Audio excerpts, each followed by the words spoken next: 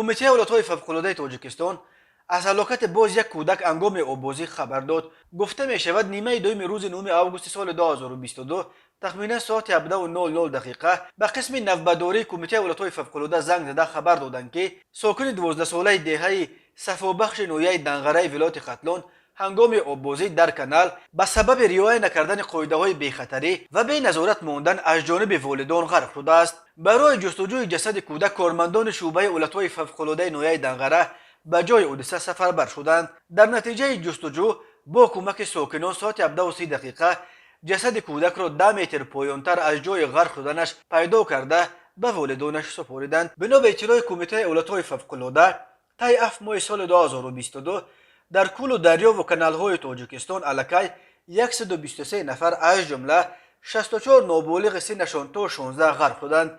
سال گذشته در تاجیکستان 155 نفر از جمله 75 کودک غرق شده بود.